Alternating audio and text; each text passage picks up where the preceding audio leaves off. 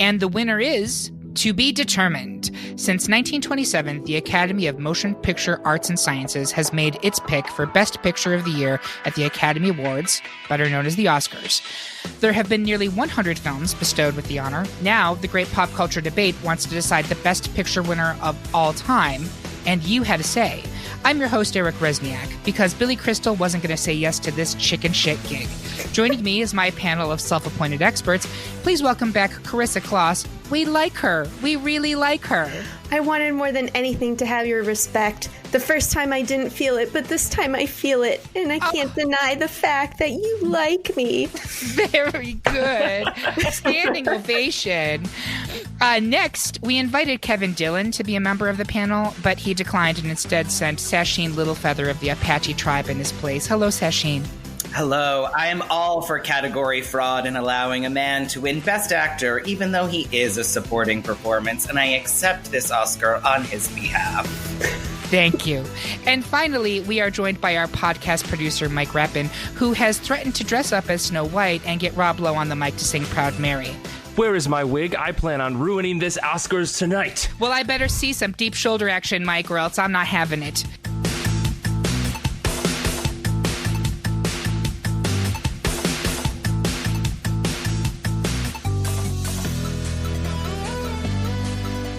All right, so before we dive into the debate, let's go over how this works. We made a list of every Best Picture winner from 1927's Wings to 2019's Parasite.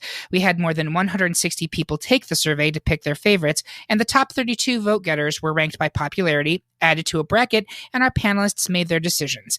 Now we argue about it and insult each other, all for your amusement. Want to follow along at home? You can find all of the brackets, including the one for this episode, at greatpopculturedebate.com. Make a copy for yourself, fill it out, and then compare it to our panelists' picks. Think we're way off base? Drop a comment on this episode on the website or drag us like the worst-dressed celebrities on the red carpet via social media. First, let's go over the unanimous victors in round one. 1 seed Silence of the Lambs enjoyed devouring 8 seed Kramer vs. Kramer with fava beans and a nice candy. 1 seed... Sorry. 1 seed Parasite evaporated 8 seed The Shape of Water. 4 seed All About Eve plucked 5 seed Birdman, or The Unexpected Virtue of Ignorance. 2 seed Moonlight fully eclipsed 7 seed Spotlight. 1 seed Schindler's List sent 8 seed On the Waterfront back to the docks. And 3 seed Titanic gave 6 seed Gladiator the big thumbs down. And now we're going to move on to the debates. 75% of us thought that 1 seed Casablanca was on a hill of beans of its own over 8 seed Annie Hall. But Carissa disagreed. Carissa, why? Okay, so dig, if you will, a picture of young Diane Keaton in oversized khakis, a vest, a wide polka dot tie, a hat, a giant tote bag with stuff just falling out of it, saying la-di-da, la-di-da. Like, that's why. I fully understand that Annie Hall is a controversial pick and problematic, and I am totally fine with it not advancing. But Annie Hall is Diane Keaton. Annie Hall is not the problematic man who made this film. And Diane Keaton is the titular character, and she is a revelation in this film. She is adorable and awkward and iconic. Like, her dressing like that for the film was like Katharine Hepburn wearing pants. Like, it was a whole thing. And I just don't think that her performance here should be completely overshadowed by, the problematic stuff about the film. Wow. So that, first of all, I'm so glad we're getting this out right now, because it's awesome to start this with this discussion. One of the things that we as a panel were discussing a lot in the work up to this episode was that some of the older films on this list now, when viewed through the lens of 2020, are really difficult. They're very challenging for a variety of ways. In the case of Annie Hall, there's obviously an enormous pall hanging over anything touched by Woody Allen. In others, we're going to get into very serious racial politics, gender politics, etc. But this is one of the things that we will be repeatedly, I think, addressing over the course of this episode is, are we viewing the works independently as works, or do we consider them with everything? And there's not necessarily a one-size-fits-all approach to that. But I think for my personal reasons, Carissa, I'm so glad that you made that case for Annie Hall. You are correct. Not only was Diane Keaton the fashion, but her performance, I really think, did have a tremendous impact on women actors for the next, forever after her. Would you agree with that? Yeah, and I think what's really great is that the kind of love interest that she plays is really real. Like, she's really flawed and she's awkward and and that's what makes her so beautiful and, such a wonderful counterpart, right? So I think in a lot of ways, like, it gave us a different kind of leading lady. And the way that she plays it is it's just so wonderful. And I feel like I didn't see it until I was in college. So I don't know what it would have been like to see it at the time and to be like a younger woman and to see this kind of role model presented or like just an alternative option for womanhood, like she's great. Yeah. Well, Kevin, I want to turn to you to talk about Casablanca. Yeah, and I will say, I think that Annie Hall is a good movie. Before I go into that, I think it's very good. It is one of the few comedies to win Best Picture, so that's really nice to see. And it beats Star Wars, which is kind of crazy. That is kind of crazy. If you think about it, like, there's always the sci-fi bias that the Oscars have, but it beat like one of the biggest film of all time at that moment. So, which is pretty incredible. With that said, Casablanca is still better. It is the movie we all quote. Like, there isn't a person. People may not even know they're quoting Casablanca, but they're quoting it. And I think the impact of the film is so monumental. There are a lot of movies like Casablanca. I think I was either saying this to some other folks, but for some reason this movie stood out, and it's actually kind of shocking that it won Best Picture in a way, because it's one of those movies that everyone talks about. It is a classic. It is Bogart and Ingrid Bergman are just incredible in it, and it shows that like beautifully flawed relationship. It's kind of funny. And I think it's very funny. I think it's a hilarious movie. It's a really funny movie. I think that's one of the things that makes me also like it more. Like, on a rewatch, which it's one of the movies I absolutely rewatched because it had been a really long time since I had seen it. And I was like, this is pretty funny. And even the way that the walk-off happens and whatnot. And it's just Bogart at his best. Like, he's so charming, he's so effortless, and Bergman is that bitch. I hate to say it. She's so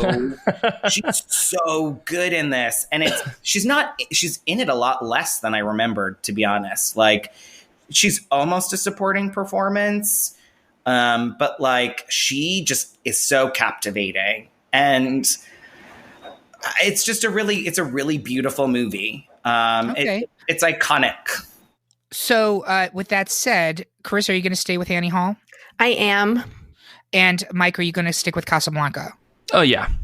I'm also going to stick with Casablanca. So we'll advance that to round two. But Carissa, excellent job explaining why Annie Hall really needs to stand on its own as a film. Agreed. And not be colored by everything else surrounding it. So thank you for that. Yeah. Moving on, 75% of us were dying over 4-seed The Departed, while I was the sole person rocked by 5-seed Amadeus.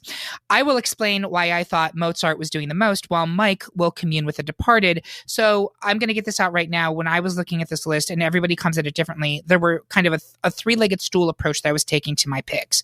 One, I was looking at films that show off craft, the actual craft of filmmaking. Films that were ambitious and were trying to do something that I thought was really interesting and really big. And then third, films that had something to say about the human experience. And Amadeus, to me, hits all three of these. And I think I'm definitely the only person who has it going far in my bracket, because everybody else has The Departed here. But I really do think it is a very strong film. I had not seen it until I was doing my homework for this. I think the 80s Best Pictures winners, by and large, really get dismissed out of hand, which I find fascinating. Sure. They're bad. They're not bad. Here's what I will say. When you watch them now, 40 years later, almost. They are definitely of their time.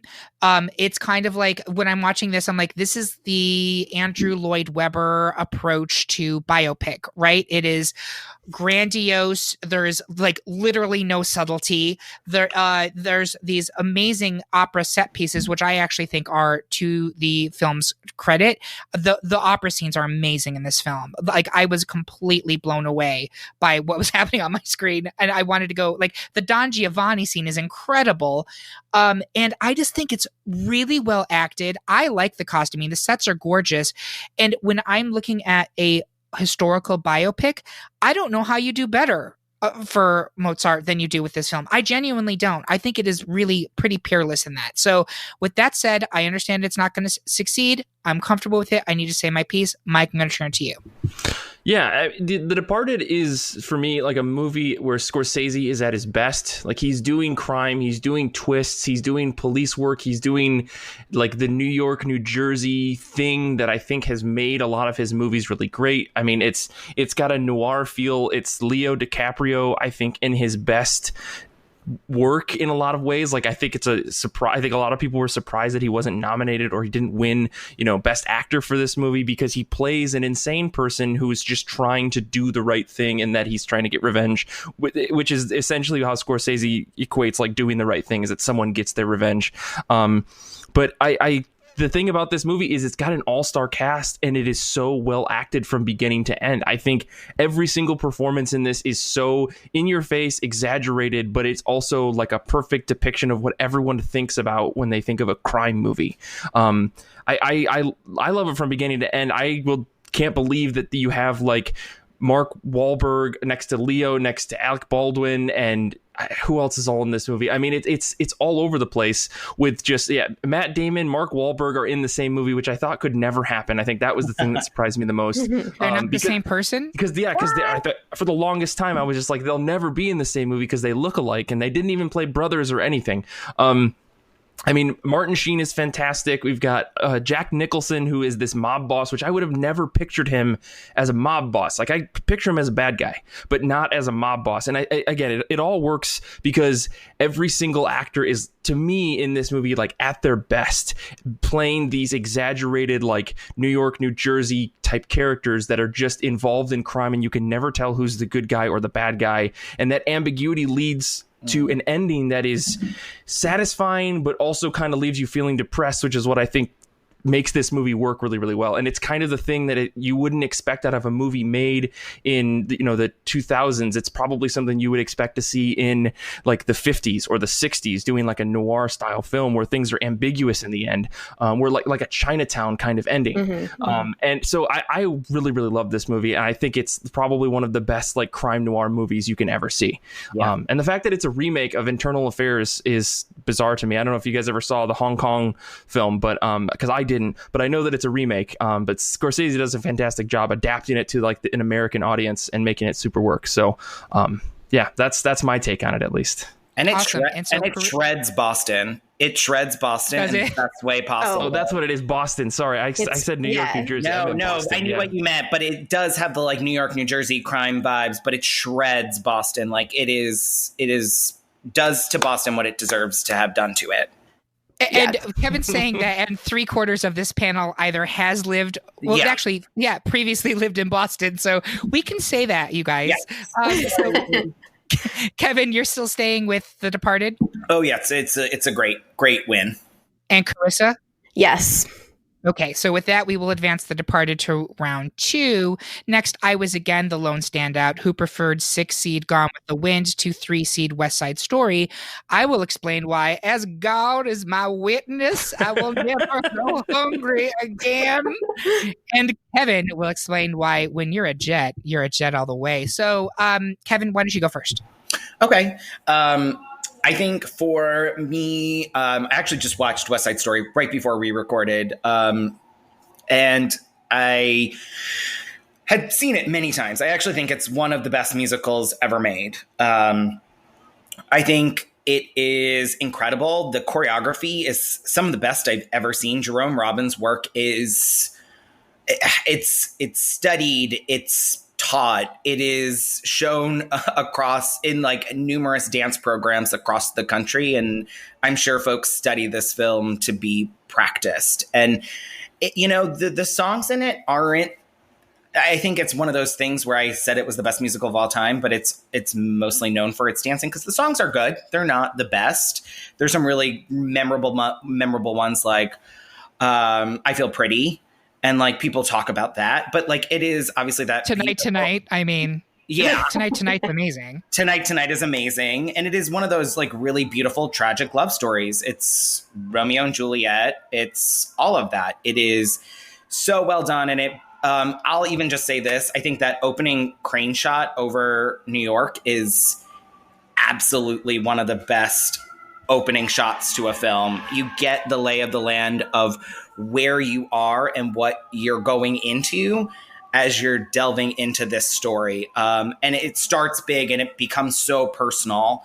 And I think this film, it's heartbreaking. Honestly, it's really sad because it's still a story that is resonant today. I will say it obviously does have problems, like George Chirakis, who played, my God, I'm blanking on his name, and that's fine. But the lead shark was Greek. He wasn't Puerto Rican, and I think you have a little bit of the representation problem there.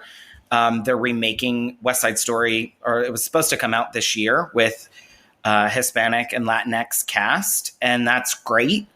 I don't trust it in the hands of Spielberg personally. Oh, Spielberg's directing it? Yeah. Ooh. That's just me. And I like Spielberg. I like him, but I don't think that solves the problem. But I think this movie is outside of its problem with racial representation in its cast, which is a big problem. It is. Like, obviously you do have Rita Moreno in there, who's fantastic. Sure. She is one of the best supporting actress wins of all time. She's incredible, and she is like the heart of the movie. It's just a really, really great win, and it's so... The dancing, I can't say enough. The dancing is so incredible. I mean, how many movies have like recreated the snap fingers, like walk at you kind of thing? Absolutely. Yes. The Gap ads that spawned. My God. It's true. Just the Gap ads alone. No, I mean, and that's the thing. This was a tough matchup. Where It is a tough matchup. I can't believe that these two are in round one up against each other. But I'll speak on Gone with the Wind. So again, we'll touch on something that we've already talked about.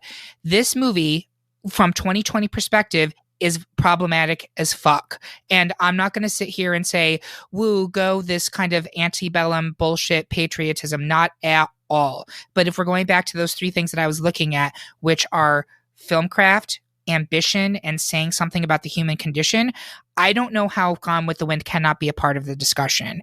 I watched Gone with the Wind probably a decade or so ago, and at that point, obviously, it's talked up, and oh, it's legendary and all these things. And usually, when I see movies like that, which hat tip, The Godfather falls into this next category, I'm like, meh.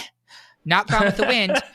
Gone with the Wind, to me, 100% lives up to the hype. It is the longest movie, I think, that we have on the bracket. Is that correct? Is that what you told me, Carissa? I think so. I think it's 11 minutes longer than Lawrence of Arabia. Yeah. So it is a haul, and it is the back half of the movie has a lot of problems with it in terms of its structure and its pacing and everything else. But it is stunning in its achievement, especially, I believe this is 1939. Is that correct? It is. Mm-hmm. 1939. Yeah. They created this movie. That is incredible. And obviously, again, I'm not supportive of the way that they portray African Americans in this movie. It's really bad. I'm not supportive of the South Will Rise Again stuff.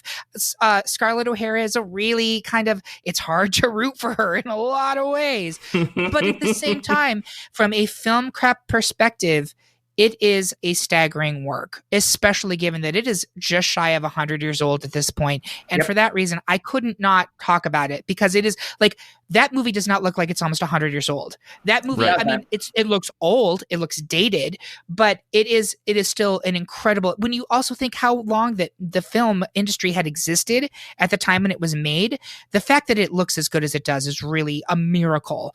And if you want to talk about iconic, how many different scenes has Gone Gone with the Wind been ripped off over and over again. Now, all that said, I get why we're not moving it forward, but I had to say my piece. So is anybody changing their vote from West Side Story to Gone with the Wind? Carissa? No. Mike? No.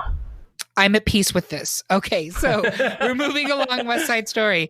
In a battle of macho 70s bullshit, another 3-1 vote had 2 seed The Godfather advancing over 70 seed Rocky. Kevin, why did Rocky knock you out? Did I pick Rocky? You did. I did. No, I didn't. You did. No, You did? Mike picked Mike did. Rocky. I was gonna say I picked Rocky. Yeah, I was like, Oh, Mike picked Rocky. I mean, I can tell you why I picked you Rocky. got it, Mike. Tell me. So Rocky to me is the most straightforward movie ever made. It is there's nothing complicated about it. There's nothing complex that makes you really think too much. And to me, that actually makes it a really good movie. Like I think it's the story of like the most underdog winning the day, even though he doesn't. Right. And it's written by Sylvester Stallone, starred by Sylvester Stallone. And it really is just the most basic movie that shows that you can tell a very strong emotional story with just a handful of simple hero's journey beats, right? And we talked about Star Wars not winning before. Like Rocky pretty much follows the same pattern of hero's journey that Star Wars does, and I think that's what makes this movie work for me, right? It's just a guy who's going against all the odds to try to win something that's impossible, and you get to see him just get the shit kicked out of him and still come out feeling like a success.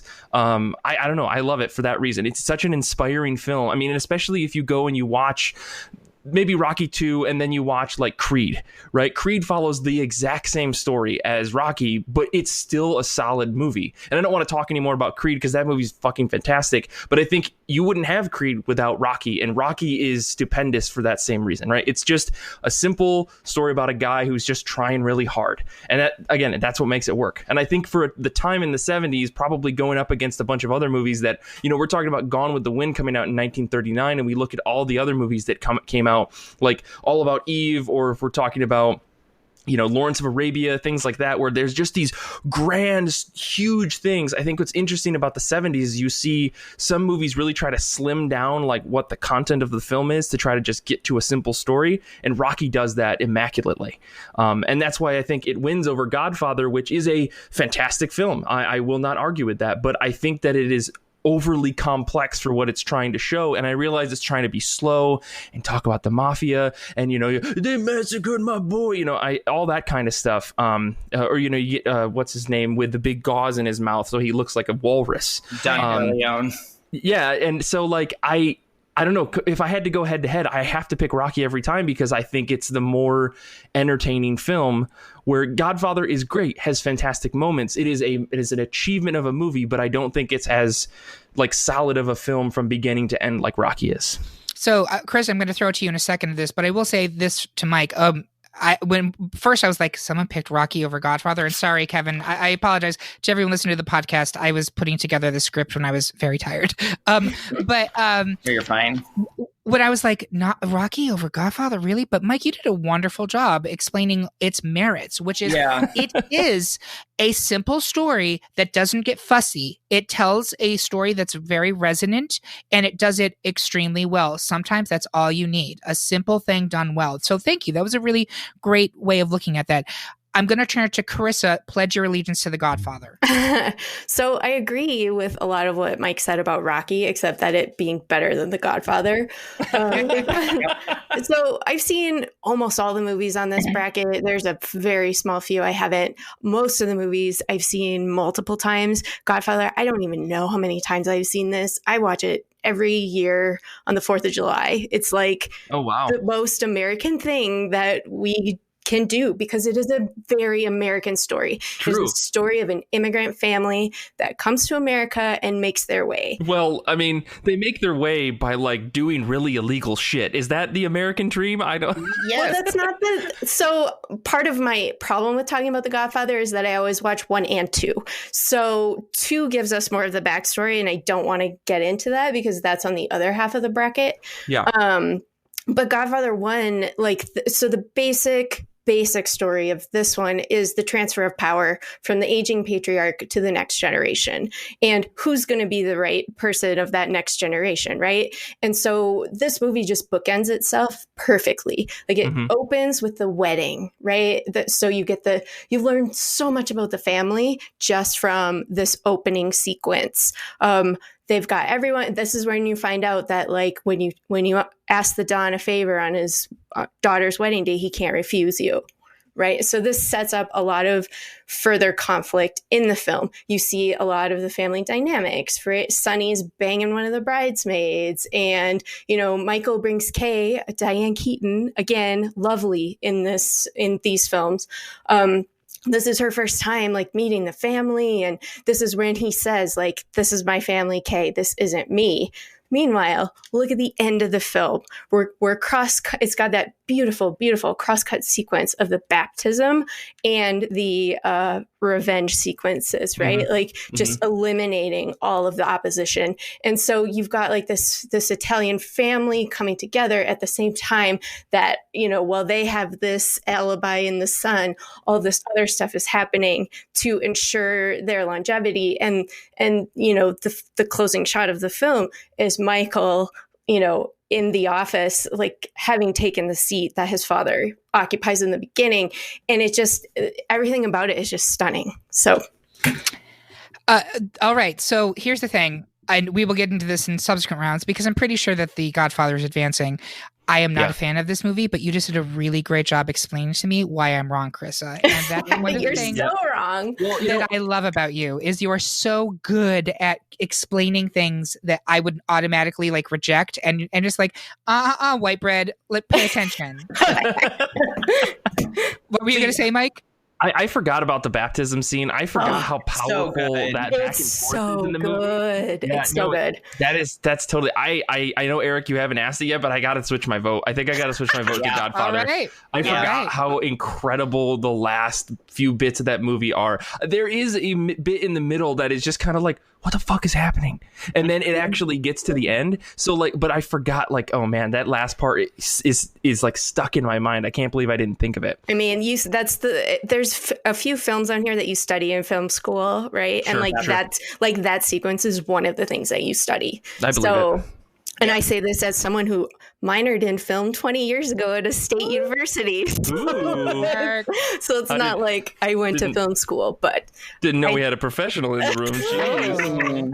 Well, I think we're going to be talking about The Godfather a lot more on this. So I will... Sure. Then it sounds like we're unanimous victory to move Godfather onto round two. Yep.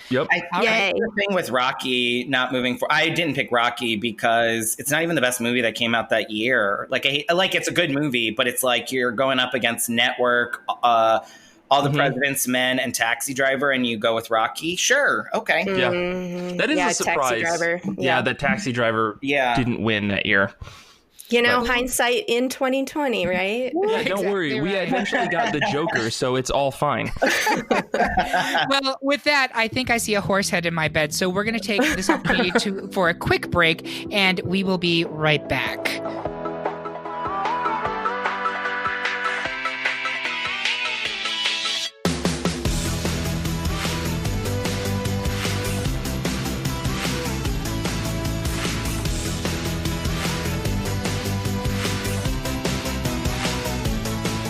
Hey, Mike, I've been working the polls lately. Oh, yes. I've seen that outfit that you've got. It's quite something. Yeah, I mean, not those types of polls, although I'm working those too, but I'm talking about the polls that you can find at greatpopculturedebate.com. Did you know we put up polls for every episode we do? We get our listeners' input. They actually determine what makes the final brackets that we debate. I know it's fantastic. Like best Animal Crossing character, best 2000s sitcom. I mean, for all the the stuff that we did for this episode, even just best picture, best picture. It's fantastic. So much content. Speaking of content, if you go to patreon.com/greatpopculturedebate, you get even more content if you're a subscriber, even at the $2 a month level. What are some of your favorite things that we offer, Mike? I mean, early access to the episodes is probably my favorite thing. I mean, being able to jump on and make my own, bracket for the episodes that I'm listening to and kind of slowly listen to the episodes as they come out, having that extra day or getting early access just in general is probably the coolest perk that you can get. You can get access to those episodes before anybody else and know what the outcome's going to be. So if you are a jerk and you want to spoil it, or you're just, the type of person that needs to get everything, it's all there. And it's like $2 a month to get that. Or if you're at $5 or more, you can get access to the season 0 stuff that we did, where it's like best X-Men, best Madonna single, best Drag Race lip sync. It's amazing stuff. Yeah, and there's so much exclusive content on that Patreon. I'm actually kind of amazed. I make it all, and I'm amazed at how much is on it. I know, and we've got so much planned for the future. I'm very excited once we start dropping merch and all this other stuff. It's going to go on the Patreon first, so make sure you get on that. Exactly. If you have a second, thank you for already subscribing to our Patreons. If you haven't, please head over to patreon.com/Great Pop Culture Debate and give us a subscription. Thank you so much, Mike. Thank you.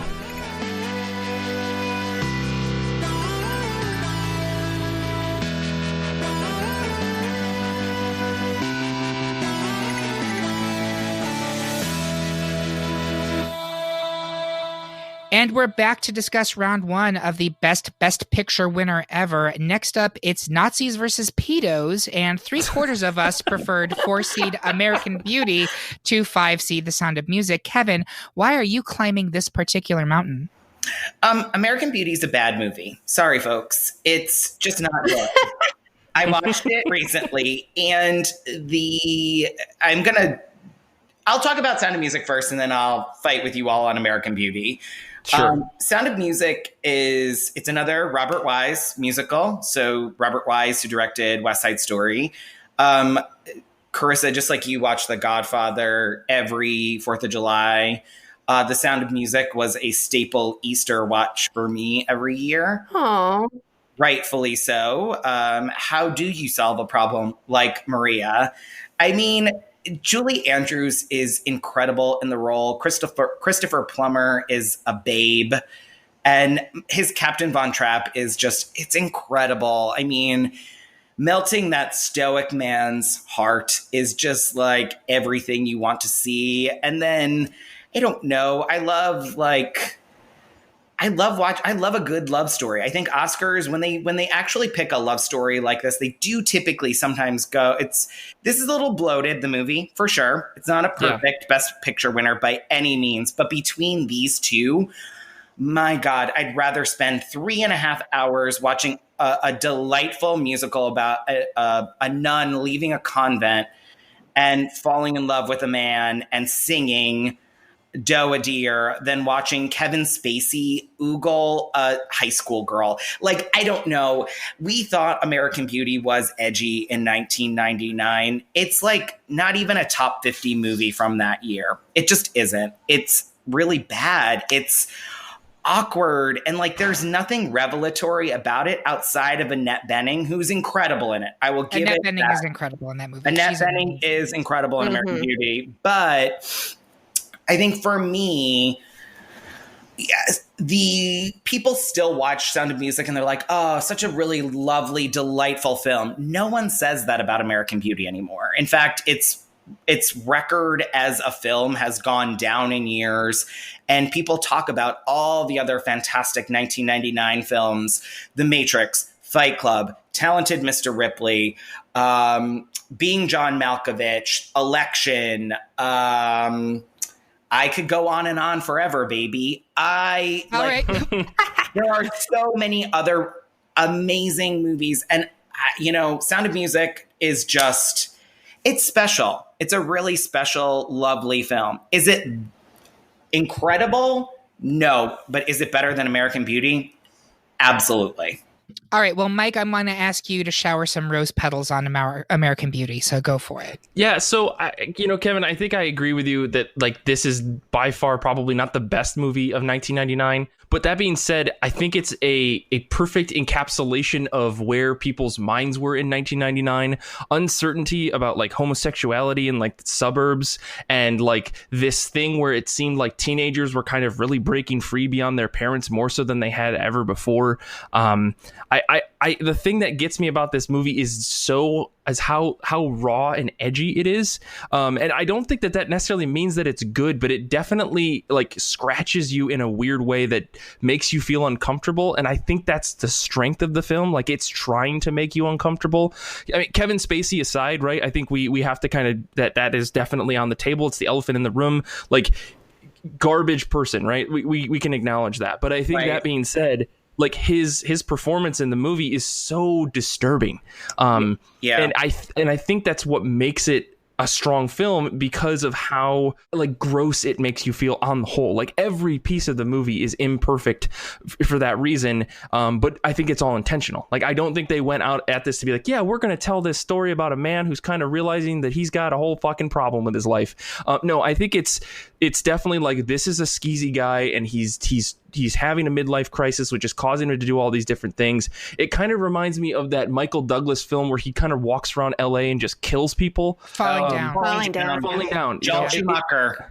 Yeah, and I don't think that they're the same movie, but I think it's that kind of feeling. Like, the protagonist is definitely not someone to be looked up to. And the whole movie is supposed to make you feel down. There's like an era of film that came out like this. And I think American Beauty fits right in the middle of it, of this like late 90s, early 2000. Things are going to make you feel bad because we have the capability to do that now, and people will respect us for that. And that to me is why this movie works. Whereas Sound of Music is like the exact opposite, where everything's very positive and up and coming, or very exciting, but the movie's just too long. And I get it, it's a wonderful musical, but I don't know if that makes it a great film. Here's what I'm gonna say to you. There's a really great Best Picture winner about suburban ennui. It's called Ordinary People, and it didn't make this list. Sure. That is the better movie than if you're gonna talk about suburban ennui, then Ordinary People is that movie. Like, she's that girl. It is that.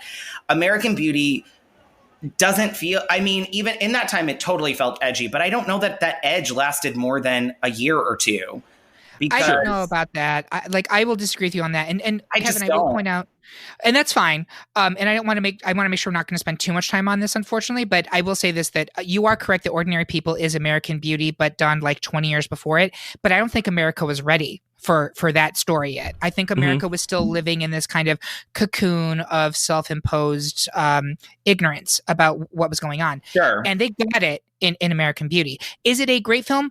I don't know. At the time, it was a great film. I really do think at the time we were all like, oh, this is really special. I think its impact lasted longer than a year. I think that Mike is correct that American Beauty did create almost an entire subgenre of the emotionally fucked up white suburbanite, really acknowledging how emotionally fucked up white suburbanites are. But did we need that movie? Like, that's but you named Fight Club as another movie that was better, and like, did we need Fight Club? Because that's just toxic masculinity from beginning to end, trying to disguise itself as irony. At its absurdist, though, like that is the difference. Like, I think that's the thing. I think American Beauty is very literal in the way it portrays things. It's very, very on the nose. True. And as someone who has watched it like within the last week, it is.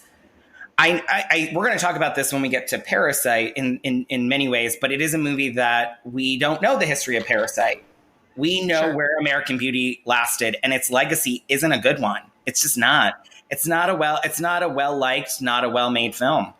But nobody has talked about how American Beauty has the most beautiful thing I've ever seen. That floating plastic bag that became so terrible. But it became a cultural moment. Same with the rose petals. It totally did. And if you are not a Drag Race person, if you haven't seen the Sasha Velour rose petals, when you see them, you still think about this movie. Should you go? Well, but it doesn't matter because you do. Like, that's how strong it is. I personally do not. I will let it go. I will let it go. I think y'all are picking a bad movie, a really bad movie. That's fine. But, and one of the things I love about you, Kevin, is that you stick to your guns, and you are gonna. I love that about you, and it's why I'm so glad, especially because you know so much about film. We are gonna. I think unless Carissa or Mike are gonna change their votes here, I think we are advancing American Beauty. Correct. Move it forward. So we're going to continue to debate this, and you stick to your guns, Kevin. You continue to say how shitty it is, but I want to. I want to make sure that we continue to move on. Carissa, I know you were trying to say something. Was that what you were trying to inject that Yes, point? it was. Okay, Yes. great. Wanted to make sure. So 3/4 of our panel preferred the dazzling deadly dames of 6-seed Chicago to the epic fantasy denouement of 3-seed Lord of the Rings Return of the King.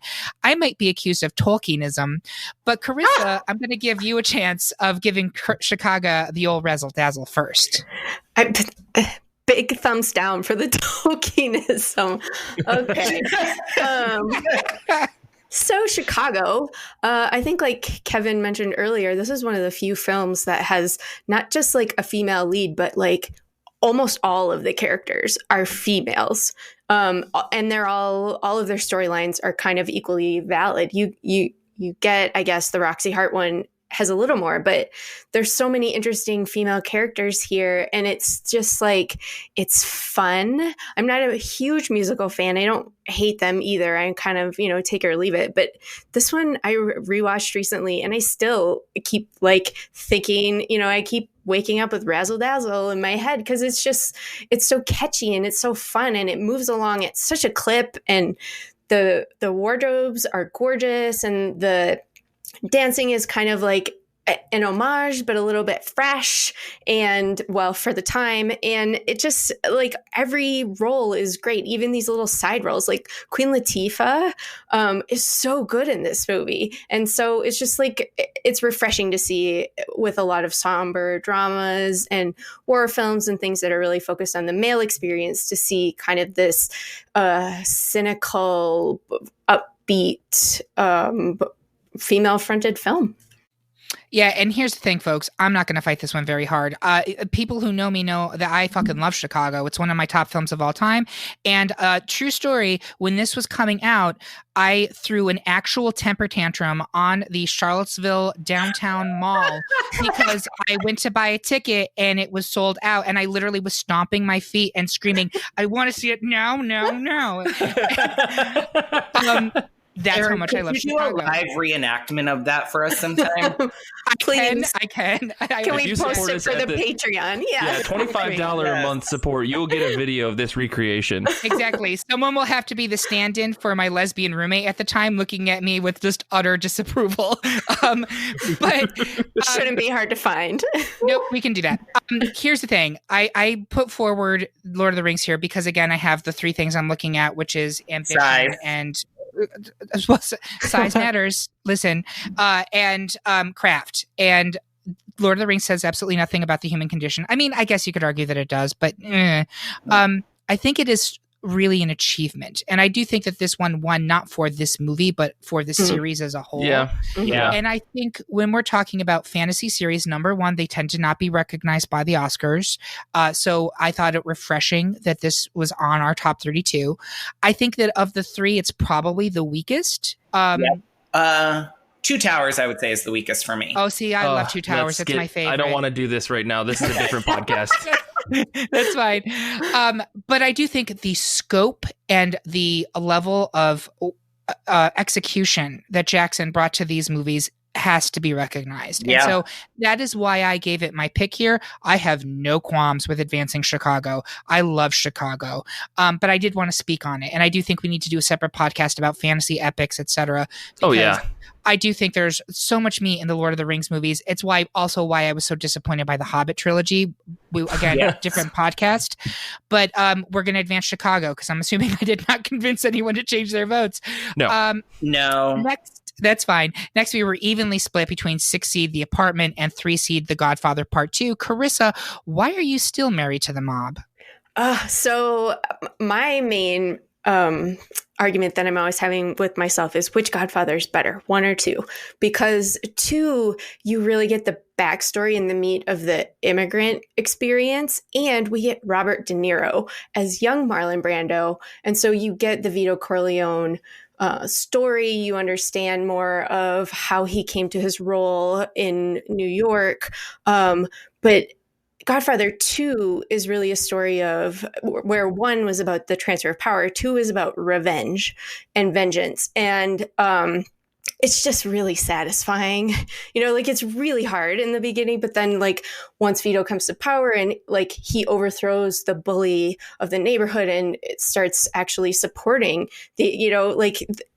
his main thing as when he's like coming up in New York and is that there's that bully guy taking money, who's Italian, taking money from Italian businesses and not doing shit, And he's like, why is he exploiting the very community that he's claiming to be protecting? This is not cool. And he does something about it. Like, that's fucking awesome. Like how, I don't know. I just really love these movies and I just think that they stand up and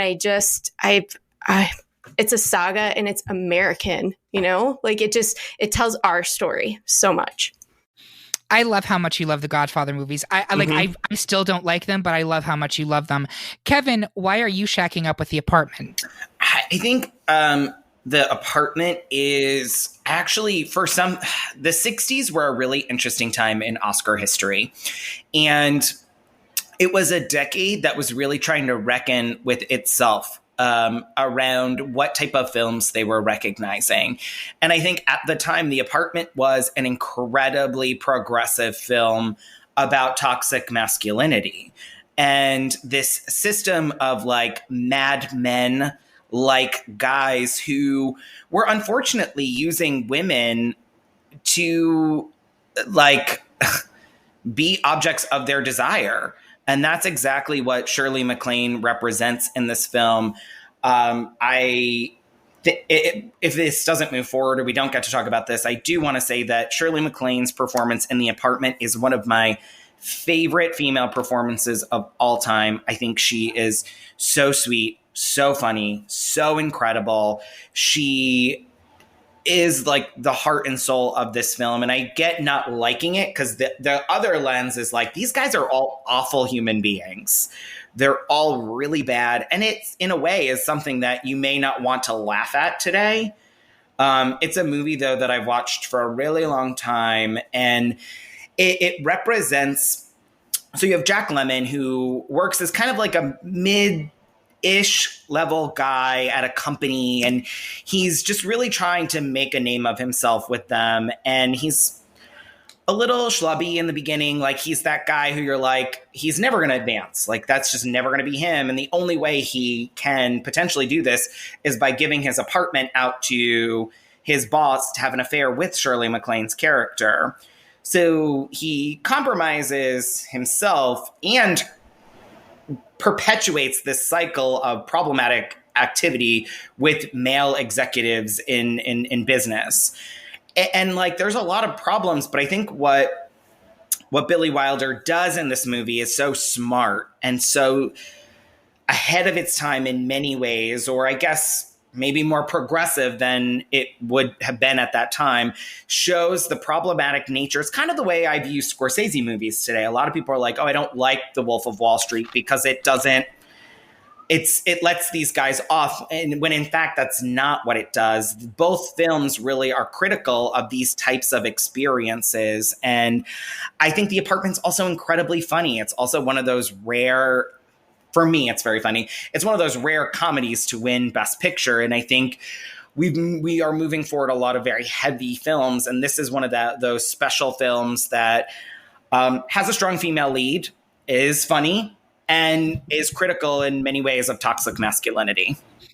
So I know that Carissa has really strong feelings about this movie, and I'm going to let her do a response. But before I say that, before I do that, let me just say that I also moved this one forward because it was a comedy, which I thought was refreshing in this bracket, and I liked I wanted to give some diversity of different types of films. But also, I just personally don't like the Godfather movies, and I realize that's not a very good reason for me to. It's not a bad reason.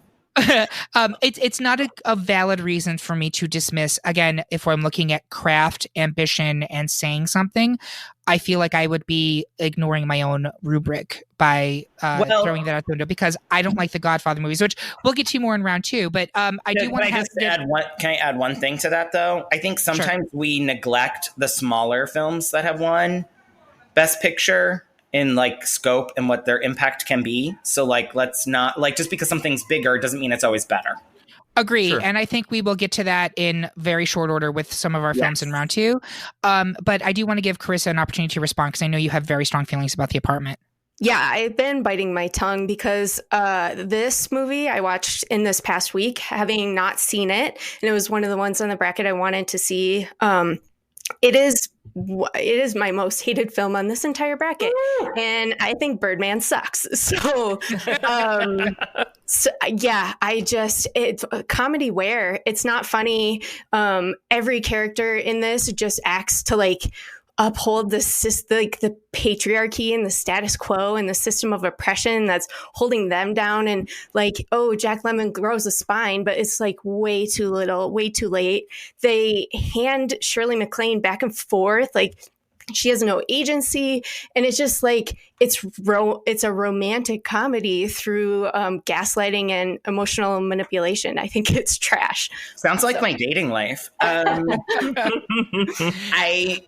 see your point. I definitely see your point. I think, but it is a window. It is a hypercritical window into the world of men at that time. Like, I don't think Wilder is propping them up personally.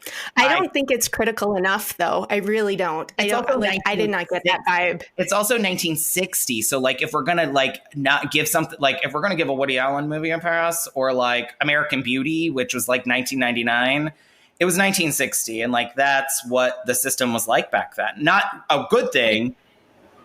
But like, yeah, but I'm saying, like, I don't think it's funny. I don't think it's romantic at all. Sure. Interesting. Yeah. Okay. So this has been a great debate. It's almost like that's the name of our podcast. But I do want to so Mike, where are you coming down on this one? I mean, I've only seen The Godfather. I didn't have any interest in watching The Apartment after hearing some preview words from Carissa. So I'm voting with The Godfather. Okay, Thank you. I had voted for The Apartment, but I do think I am going to change my vote to Godfather Part 2. Totally fair. Totally a good. Thank you. But I do want to thank Kevin for doing a great job of talking up The Apartment. I understand completely where Carissa's coming from on this. I do too. Kevin I also want to fully admit that, like, I don't like Billy Wilder comedies. Like, I'm pretty hit or miss with him. I recognize that he's like a huge part of the canon, and you know, he's done a lot of films that have a lot of lasting power. But I never liked Some Like It Hot. I think it's problematic. But even when I saw it as a teen, I didn't think it was funny. So like, he's just not my jam. So okay, yeah. I mean, I think you are speaking to something that is important, and I'm glad. Honestly, The Godfather 2 is they're both great movies, in my opinion. So rightful that either move forward. Yeah. And I thank you both for doing such a great job on discussing both of them. I think this was really awesome. We're going to move on. We're going to advance Godfather Part 2, and we're moving on. 3/4 of us preferred 4-seed 12 Years a Slave to 5-seed Forrest Gump. Mike, life really is like a box of chocolates, and some of them are just unexpectedly shitty. So explain why you want Forrest to run, Forrest, run. So yeah, I've only so I've never seen 12 Years a Slave, if only not in completion. I've seen like the first 40 minutes of it, and it was just brutal, and I couldn't put myself through that. I think that's like a 2.5 hour film. It is. And I don't know, something about like just watching people as slaves not get treated like human. Like, I can only do that for so long, and like. I don't know. That's probably just like the bad film viewer in me or whatever, that I can't put myself through this kind of stuff. But like, man, it is just traumatizing. And like Forrest Gump, I mean, has its own problems, right? It's essentially just like, who remembers back when the days were good? Because that's what Forrest Gump is. But to me, I think it's a great like snapshot of like a slightly optimistic view of what like 50s, 60s, 70s, and 80s were. I realize that they really gloss over like the AIDS epidemic. They really gloss over the fucking Vietnam War. They really gloss over a whole lot of stuff, like even civil rights movement and stuff. But I think it really tries to portray like just like those decades as encapsulating as possible, like a VH1 I love the 50s, 60s, 70s, and 80s kind of. I don't know if that makes it a great film, but I do think it's an enjoyable film to watch for being so long, right? Because I think Forrest Gump is as long as 12 Years a Slave, but I don't know, like 12 Years a Slave, just I couldn't put myself through it, so I pushed Forrest Gump forward. So I'm going to talk about Slave here. And I hear what you're saying on that because I had avoided the film because I was like, man, do I really want to watch that? And just sidebar, like doing the homework, I had not seen at least half of the films on this bracket. So the past 2 weeks have been a lot of films. Yeah. For all of us, I think. Yeah, I think so. And like it was mostly really heavy, depressing shit that made me want to take the fucking gas pipe. But we watched 12 Years a Slave, I want to say 2 nights ago, and it was revelatory to me. This film, sidebar, I have going all the way to the end, and I know it's not going to get there. I understand that. And I get that. But so you were talking about how upsetting it was and how what's the word you were using there for like the viewer's experience? Traumatizing? Yeah. Like, it is traumatic, but more than that, for me, it was rage-inducing because this movie evoked such an incredible swelling of emotion from me that it was powerful is an understatement. Let me just take a sidestep for a second. It is an incredibly well-crafted movie. It is well written. It is well acted. It is well directed. It is beautiful. It was in terms of the storytelling, I couldn't find a flaw in it if I tried. I think the actors are incredible, and it has a really an all-star cast. Like someone else would come out on the screen, and you're like, "Oh shit, I didn't realize that person was in that movie." And some of them are doing performances that are really ballsy. Sarah Paulson in that movie, I was like, "Damn, I can't believe she signed on for this role," which is horrible. Same thing with Fassbender. Like they are fucking horrible. Yeah. But all of that aside. Back in our Netflix one, Carissa made the point when I was talking about how I left off of watching Orange is the New Black because it got too depressing and it was really difficult. And she said to me, well, that's the fucking point. And I was like, yeah, that's the fucking point of 12 Years a Slave. I remember we finished watching it, my boyfriend and I was like, this country is a lie.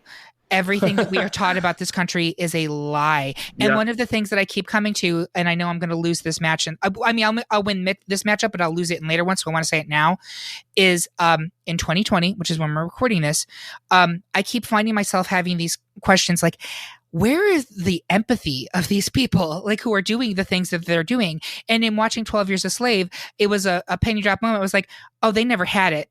They weren't built to have that. They don't believe in that. And they don't look at other people who are different from them as actual people. And that is really what this comes down to. To me, it is such a brutal condemnation of not only the slavery in America, but America as an institution. And for that reason, I think it is an incredible film. And I believe that it should go farther than I think it's going to in this bracket, but I will stand 12 Years a Slave. I'll argue with you on that later, but I agree. That's fine. Moment. That's fine. So, Mike, are you going to stick with Forrest Gump? I mean, yeah, I'm going to stick with Forrest Gump, but I have no problems with, 12 Years a Slave going forward. I'm not going to argue it anymore. That's fine. All right. So I'm sorry if I went off on there for a little while. No, you're totally right, too. Okay, so we're moving that one ahead. And finally, for round one, 3/4 of us preferred 2-seed No Country for Old Men, while Mike preferred 7-seed Slumdog Millionaire. Mike, what was your reasoning there? So No Country for Old Men is a fantastic film. I just want to say that. I love it from beginning to end, but I think Slumdog is overall like the better movie comparatively, because it's a suspenseful film that keeps you on the edge of your seat. It has such a like Deus Ex Machina overwhelming feeling, like it's if only this and everything fell into place for this kid. It makes it so like satisfying to watch. No Country for Old Men is very disturbing. It makes you feel unsettled. It's Coen Brothers really doing something super dark, but I think Slumdog is the better film for putting you in this very suspenseful place and keeping like the story moving forward and the action moving forward. There are no moments of lull. Everything is constantly building on top of itself, whereas No Country for Old Men, just like a lot of Coen films, is just like, hey, what if something out of left field happened? And then you're like, oh, this totally changes everything. That makes it entertaining. And I like the Coen brothers for that because they do it really well. They make all of their sudden random surprises and very grotesque things that happen in an instant that seem really real. They do it really, really well. But comparatively, I like the way that Slumdog is built as a story, because No Country for Old Men is a really, really, really long movie that could have been 35 minutes shorter, in my opinion. Oh, I disagree. All right. Well, Kevin, why are you relentless in your pursuit of No Country for Old Men? No Country for Old Men is actually one of them. I personally think it is one of the few recent Best Picture winners that's absolutely exceptional. I think that the Coen brothers do obviously have a style, but their style kind of transcends a lot of different elements and genres. And I think no film captures the George W. Bush era better than No Country for Old Men. Who is the villain? Who is the villain? We don't know. Why is he doing this? We really don't know much about his motives.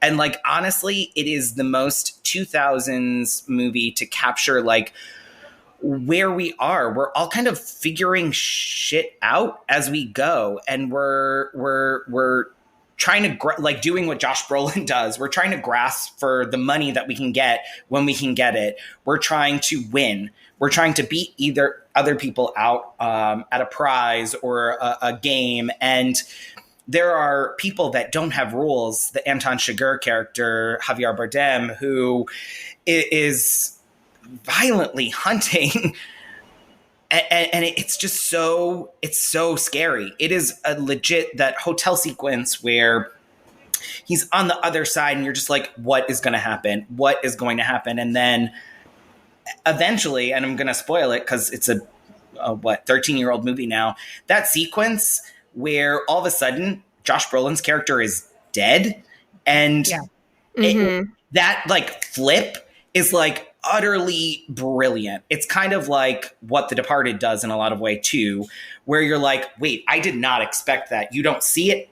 You don't know exactly how it happened. It is utterly brilliant. And it's last speech from Tommy Lee Jones is just, it's so well given, and it's such a perfect speech in a film. Mike, you wanted to say something there? Yeah, this to me, again, just kind of begs this question of like the Coen brothers, they have a knack for really kind of throwing things out of like in the left field all the time, where it's to the point of, is that good filmmaking or is it lazy writing? No. Yeah, sorry. Go Chris. You go, Chris, on this one. Well, I was going to say No Country is I think the best adaptation of Cormac McCarthy material, which he's got a lot of material and it's really hard to adapt. I think The Road is good. I think No Country, this novel reads so fast, and I think the film is so true to the source material, and it's just so genuine. It's just so enthralling, and it's so fucking nihilistic. Like it's just like I love it. It's so good. Still, I watched it this week again. Well, I don't want to go too much into it because this is going to be up for debate, I believe, in round 2. Mike, you're sticking with Slumdog Millionaire? Yes. And I'm going to guess, based on Chris and Kevin there, that they're sticking with No Country. I'm also going with No Country. So it will advance to round 2, and we will continue it, because I also have issues with it, Mike. So we'll talk about that next round. But that is it for part 1, folks. We've narrowed the top 32 to a sweet 16. Do you agree with our picks? Do you think that we've blown out our brains thanks to a burst of highly compressed air? Let us know what you think at greatpopculturedebate.com or via Twitter, Instagram, or Facebook. While you're at the website, make sure to check out what polls are currently open for your votes. Then come back later this week for part 2. Some critics claim it's superior to the first part, but we don't talk about part 3. See you soon.